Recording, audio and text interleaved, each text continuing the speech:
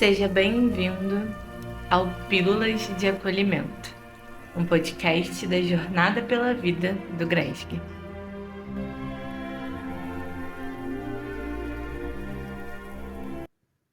Oi, pessoal! Sejam todos muito bem-vindos a mais um Pílulas de Acolhimento. Meu nome é Bela, eu sou trabalhadora aqui do GRESG e estou aqui com vocês hoje para a gente conversar um pouquinho sobre psicólogo e psiquiatra.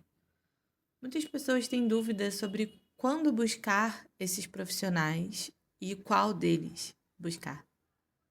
Então, a gente vai conversar sobre isso um pouquinho. Bom, tanto o psicólogo quanto o psiquiatra estudam a mente humana. O psicólogo é formado em psicologia e o psiquiatra é um médico que fez residência em psiquiatria. O psicólogo atende tanto pessoas com transtornos psicológicos e psiquiátricos, quanto pessoas sem transtornos psicológicos ou psiquiátricos. O objetivo da terapia não é necessariamente tratar um transtorno ou um adoecimento mental. A terapia é muito mais ampla do que isso. Ela ajuda a gente no nosso processo de autoconhecimento, de se perceber, de olhar para dentro, sabe? De começar a conhecer as nossas emoções. Auxilia a gente nos processos, a desenvolver ferramentas saudáveis de enfrentamento das situações da vida. Além disso, ajuda a gente a cuidar da maneira como a gente se coloca nos nossos relacionamentos, ajudando com ferramentas de comunicação, mediação de conflitos, que são todas habilidades muito importantes para a vida. Dito isso, a pergunta quando eu devo buscar um psicólogo, para nós aqui é uma resposta mais simples. Busque o quanto antes, porque a terapia faz muito bem para qualquer um. Quem não passa por algum momento difícil, que precisa ser ouvido, ser pensado, ser elaborado? Quem de vez em quando não tem algumas emoções que incomodam ou algum problema de relacionamento com uma pessoa próxima? Todos nós passamos por alguns desses momentos, né? Então, a terapia faz muito bem, ajuda a gente a se desenvolver, a crescer enquanto pessoa, enfim. Então, terapia é uma recomendação para todos. E caso você que está ouvindo não tenha como pagar a terapia, busque um CAPS, que é o Centro de Atenção Psicossocial, ou a clínica da família mais próxima de você. Outra opção também são os serviços de psicologia aplicada nas universidades, né? Muitas faculdades aqui no Rio de Janeiro, a gente tem como exemplo a UERJ, a Veiga de Almeida, o FRJ, oferecem esse serviço gratuitamente. Então, só botar no Google a faculdade mais próxima aí de você, serviço de psicologia aplicada, e provavelmente você vai encontrar essas informações. Agora falando um pouquinho do psiquiatra, o psiquiatra estuda a parte mais orgânica e os transtornos psiquiátricos com mais ênfase. E eles são os profissionais que podem prescrever as medicações. Embora isso não quer dizer que todos que passarem pelo psiquiatra vão sair com um remédio, com uma receita para tomar remédio. Os médicos psiquiatras precisam também ouvir a pessoa, acolher, e muitas vezes vão passar abordagens não farmacológicas, que não envolvam necessariamente o uso da medicação. E acho que a maior dúvida é saber quando a gente deve buscar um médico psiquiatra. Diferente das dores físicas, os sintomas dos transtornos mentais podem ser mais difíceis de identificar. Isso porque, em grande parte, são sintomas comportamentais. Eu digo em grande parte porque alguns sintomas físicos também estão atrelados ao adoecimento mental, né? Então, a gente pode ter palpitação, sudorese, insônia, perda ou ganho de apetite. Enfim, alguns sintomas físicos estão atrelados também. Mas, na maior parte, são sintomas comportamentais. Então, é mais provável que a gente ignore o sofrimento emocional do que a gente ignore o sofrimento físico, como a nossa amiga Vanessa até comentou no primeiro episódio desse podcast, que foi sobre dor. Quando a gente tem uma dor no joelho, uma dor no dente, a gente busca logo ajuda. Mas quando a dor é emocional, isso tem um quê cultural, né? Muitas vezes é uma dor vista como algo que está errado com a gente, que a gente precisa resolver sozinho. Muitas vezes a gente se sente culpado por ter esses sintomas, envergonhados, e isso é fruto do estigma que ainda existe em saúde mental. Não há nada que se envergonhar. Adoecer é natural, faz parte da existência humana. E muitos transtornos mentais são tratáveis, né? Os sintomas podem ser aliviados, então não tema buscar ajuda. Um outro fator envolvido nessa dificuldade de saber quando procurar um psiquiatra é a dificuldade de reconhecer o possível adoecimento emocional. Porque esses sintomas comportamentais que a gente tem, muitos deles, a diferença entre o que é normal e o que já é patológico é a intensidade e a frequência desses sintomas, e não a presença do sintoma por si só. Então, por exemplo, uma tristeza não é depressão. Ficar triste com alguma situação específica, uma situação que decepcionou a gente, é normal, isso não é um sinal de adoecimento. É uma emoção que faz parte da vida.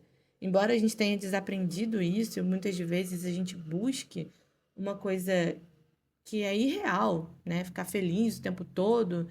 Não, as emoções todas fazem parte da vida, então a tristeza faz parte.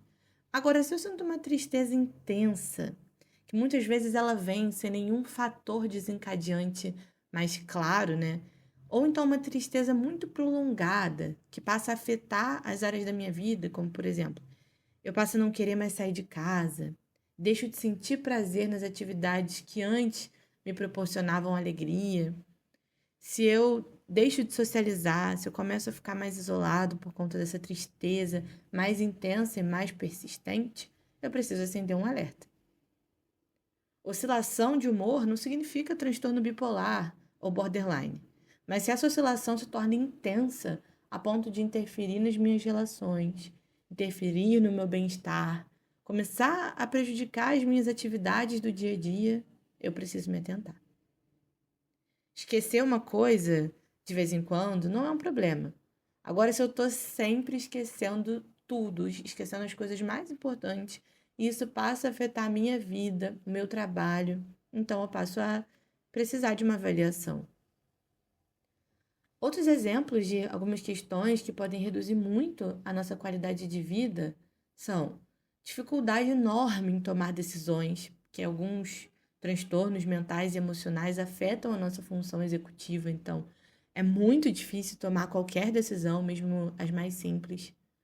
Dificuldade em lidar com essas emoções mais difíceis, recorrendo a vícios. Então, quando a gente precisa beber, precisa fazer uso de outras drogas, ou até mesmo outros vícios, transtornos alimentares, como a compulsão alimentar, quando a gente recorre a um comportamento vicioso para lidar com as emoções, isso é motivo de acender o nosso alerta. E pensamentos autodestrutivos também. Então, se com frequência eu penso em acabar com a minha vida, ou se eu penso em me machucar para aliviar uma culpa ou um sofrimento emocional, isso também é um sinal de alerta. Então, nós precisamos estar atentos à intensidade, à persistência dos nossos sintomas e quanto elas estão interferindo na nossa vida. Se está intenso a ponto de causar prejuízo nas minhas atividades, então eu preciso buscar ajuda. E para perceber essas nuances, a gente precisa estar atento a nós mesmos. Precisamos olhar para a gente, precisamos olhar para os nossos sentimentos, para as nossas emoções. Precisamos estar em um franco processo de autoconhecimento. Só assim a gente vai saber quando pedir ajuda. Para que a gente possa ter o ato corajoso e louvável de cuidar de nós mesmos. E tá tudo bem não dar conta de tudo sozinho.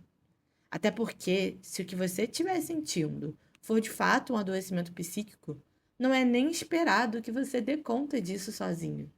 Busque ajuda.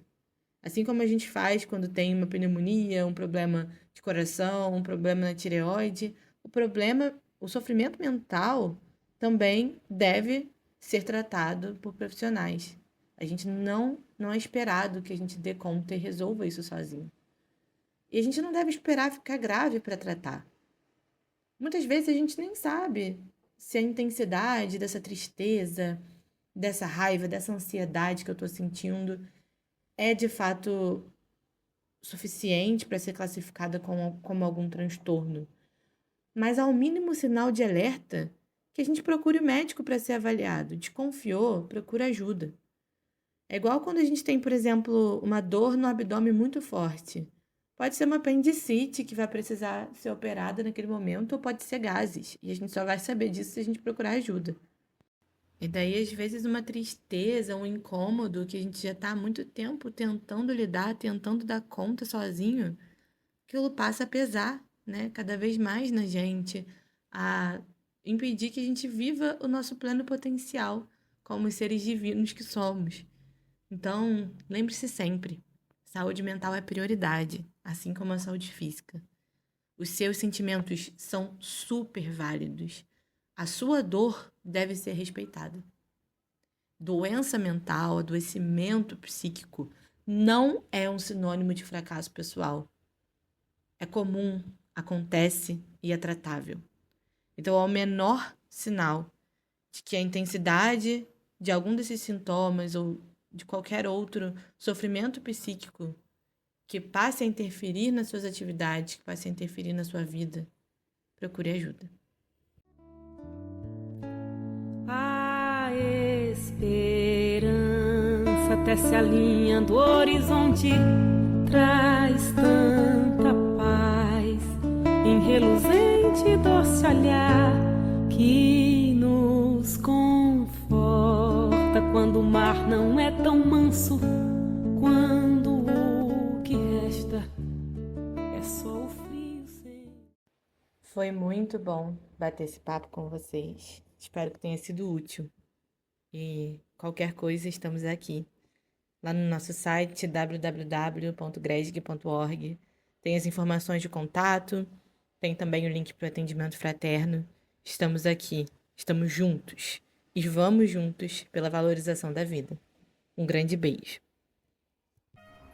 Continue vivo. Você precisa ouvir a sua música favorita mais uma vez. A lua é bonita demais para não ser mais vista. Você ainda não viu a próxima temporada daquela série incrível. Você tem que ver as luzes de Natal esse ano. O barulho da chuva vai te relaxar novamente. Você não está sozinho. Ligue CVV 188.